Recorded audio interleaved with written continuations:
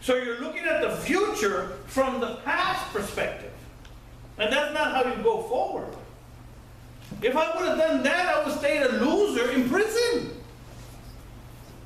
Here I am the second time to prison. I left my family homeless. I was just a loser drug addict. I robbed the store for one more hit. I did all kinds of things. I lied, I cheated, stole from my own family. How in the world will I ever change that? Well, it's not about changing your past. It's about creating your future. You see how that works? You can have more because you can become more. I'm telling you, you have to get your mindset in order. The most important question to ask on a job is not, what am I getting here? People are complaining, man, I'm only getting paid minimum wage. Man, be glad you have a minimum wage job. I was trying to teach my son today, we need to learn how to be grateful for what we have. Because you're always, let me repeat this, you're always going to want more. Always. Always, always, always, always. You're always going to want more. And we have to learn as responsible adults how to be grateful and have to deal with what we have. I have to remind myself, okay, well, man, I didn't used to have nothing. I need to say, okay, I have this. Praise God. Now let me move from here forward. And that's what I'm doing with my life. I'm not telling you or teaching you anything that I'm not doing. Don't wish things were easier. By the way, all these things I'm reading are quotes from Jim Rohn. Don't wish things were easier. Wish that you were better. See, in other words, you got rid of the blame list. And you started working at, how do I deal with this? You know the setting of the sails? We're learning how to set some sails. We're learning how to be better stewards of our finances. Be better stewards of our time. Be better stewards of our resources. You see, all these things that I'm trying to get, I'm telling you, I know that it's a lot of information. But see, this stuff just flows out of me now. Because I've been doing it for so long. At first, I didn't know I was doing it. I was doing it by faith. Simply because I read it. You just gotta believe. You just gotta believe. You just gotta stay in believing. All things are possible to him who believes. You just keep on going. Don't worry about how it feels, what it looks like. Keep on going. Actions speak louder than words. Just keep it. Before I knew it, I said, wow. Before I knew it, I said, wow, I need to teach this stuff. But where do I teach it? And I kept on going, and then, hey, I need to start a little meeting for the guys coming out of prison and choose the change was born. I didn't plan this. This is just because I was in the process. I was in the process. I used to say, I sure hope things will change. Think about this one for a minute. I used to say, man, I sure hope things are going to change. I sure hope things change. Then I learned that the only way things are going to change for me is when I change.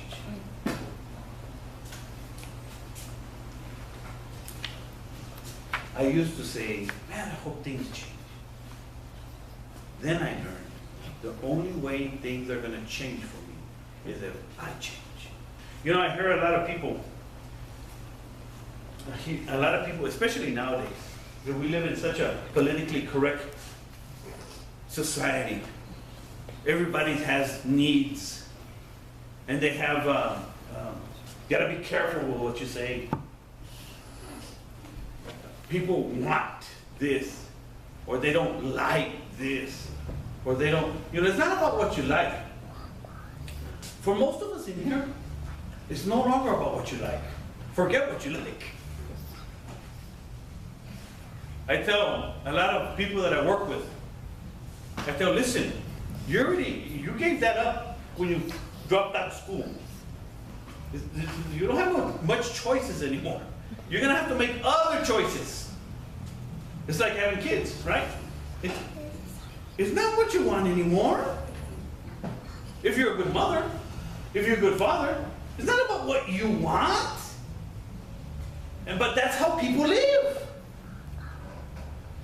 The kids. I mean, that's it. So we have to learn to change our mindset. If you want to be a responsible person, right? A good Christian man. It doesn't matter what you want.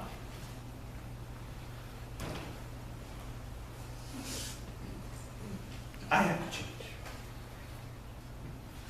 Well, my wife has to change. Well, yeah, that might be true. But we're not talking about your wife. We're talking about you. See, I'm just trying to help you understand. I had to grab the stuff I learned and apply it to me.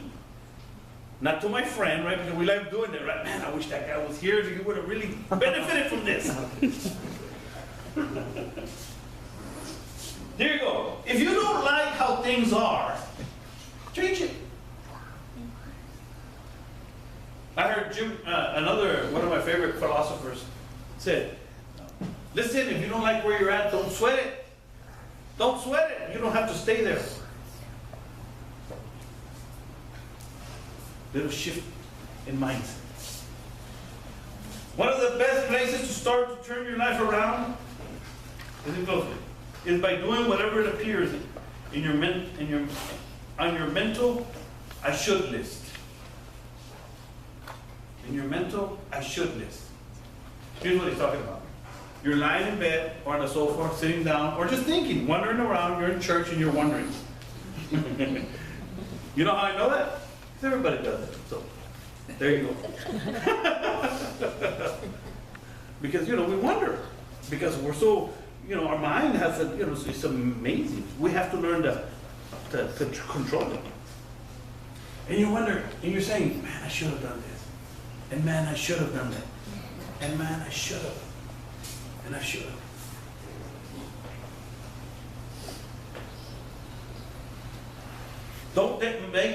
Don't mistake movement with achievement. I'm talking about action. And just because you have some action going on doesn't mean you're doing anything. Right? Sometimes we're just moving around acting like we're doing something, but we're not doing anything. We say we're doing something, but we're not doing anything. We're just messing around, being lazy or whatever it is. We must learn to help those who deserve it. And this is the key of why I do what I do here. Because who knows about AA, CA, self-help programs, NA, rehabs. Let me tell you what I personally believe. Just my opinion, okay? So don't get mad at me if I say something that you don't like. Just my opinion. I think they baby people too much. Baby people too much. Our society wants to just, pobrecito, you're sick. See, I guess because I'm so big on this stuff because I was a drug addict. I know how drug addicts think. We're ruthless. I know how men think. We're ruthless. Ruthless, I'm telling you. And we don't do the things that we think sometimes because, I don't know why. We hold back. Because we're ruthless, man. We're twisted. You can think some terrible stuff up there. And because I know that, I also know, listen, that you know what you're doing. Each and every one of us knows what we're doing. We've learned to manipulate everyone, starting with our mother. Since we were baby, all we had to do is cry. Hey, we're loving your mom. Right? This is how it works. But what happens is that when we grow up, and I'm telling you, this is what happened to me. Man, lloraba. What do you think I ran to? Mom. Guess what? I have to learn to get out of there. I have to learn to do that. Because you know what? Mom wouldn't let go. Yep. I'm serious. I'm dead serious. She would not let, she still doesn't let go. I go home and she sends me with some food. Just in case you don't have food, hear me home. I said, Mom, I don't need food, Mom, I'm okay. But see, if I had learned all this stuff, I would have said, man, you know, and then my mom's gonna die, and then, oh my God, my life would end. Now I'm thinking, how can I help my mom? I'm telling you, my mindset changed. My perspective changed. The way I see things changed. My selfishness is getting lower. I'm holding myself to the fire. See, this is how you change your life. And the reason I get so adamant again about it is because I think about the children. Because I hear so many men, especially when I was in prison, when I get out, I'm going to do this, and I'm going to do that, and I'm going to do this. When I get out. But your children, they still need to eat. Who's feeding them now? Who's taking care of them now? We have to make a decision. We don't need a father in 10 years from now. We need a father now. And I know that I'm hard sometimes, but I'm challenging men to rise up. You know, when you go to prison, you're forced into situations that you have to get into. You're forced. You have to make a decision. And that's what I'm trying to do. I'm trying to force people into a decision. A lot of people walk out and never come back. I forced them into a decision. That's why I appreciate everybody that's coming. Because you know that I'm not saying you stuff just to blow smoke up your nose. I'm telling you stuff that can change your life forever. Forever. Be a collector of good ideas, this man says. I'm giving you some good ideas. And I didn't come up with this stuff. I learned it. But don't trust your memory. Look, all this stuff, I printed it out from my computer. I can go on and on with this stuff. And I love doing what I'm doing because I'm reminded. I'm reminded. I come to church and I take notes and I hear a good idea and I take it down. And then when I'm wondering, I open up the book. And there it is.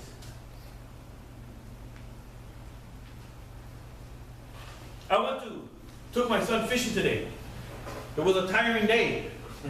Got up in the morning, 5 o'clock in the morning. It's tiring to have fun. Did you know that?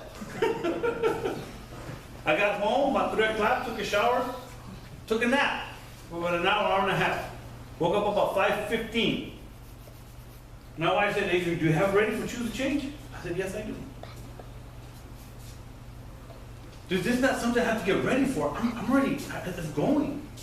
It's going. I already knew what I needed to share. I went to sleep thinking about it. I said, I'm going to tweak it up. Action and mindset and being committed or being interested. All this stuff, not just when I was sleeping. What does your mind think about when you're sleeping? Where are you at when you're going to bed at night? See, all you got to do is just think about that, just that right there. And that'll tell you a lot about yourself. Where is your mind? It'll tell you a lot about yourself. Stop blaming people. Start looking in the mirror. The key factor that will determine your financial future is not the economy.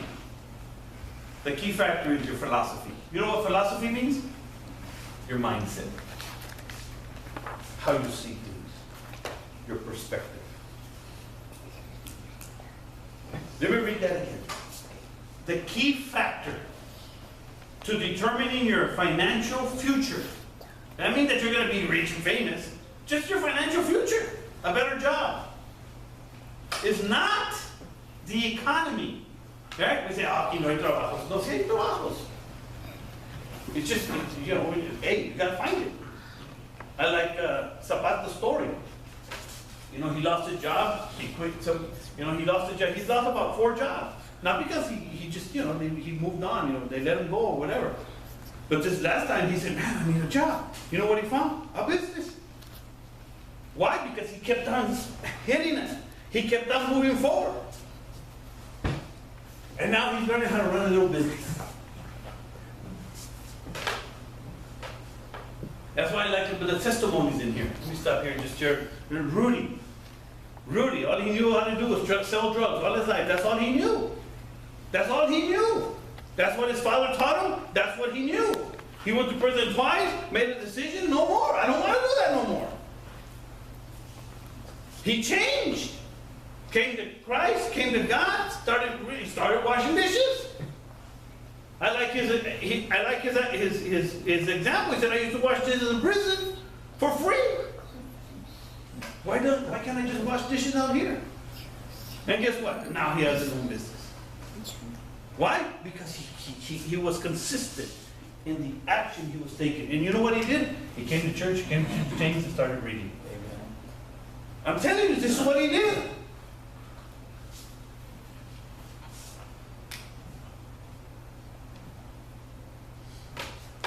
Check this one out. If you learn to set a good sail, the wind that blows will always take you to the dreams that you're looking for. If you learn how to set sails. The income you want and the treasures of mind, purse, and the soul. I used to say, things cost too much. I like this one. I used to say that too. Things cost too much. It's a mindset, listen closely. Then my teacher straightened me out on that saying. The problem isn't that things cost too much. The problem is that you can't afford it. You see? The mindset. Better know how to say, yes, I can afford it. He's sass. like credit card.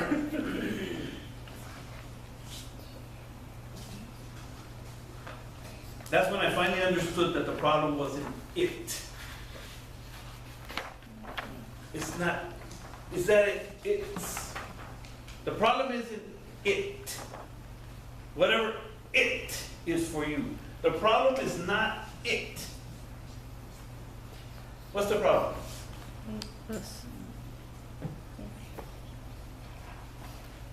Y'all getting something out of this?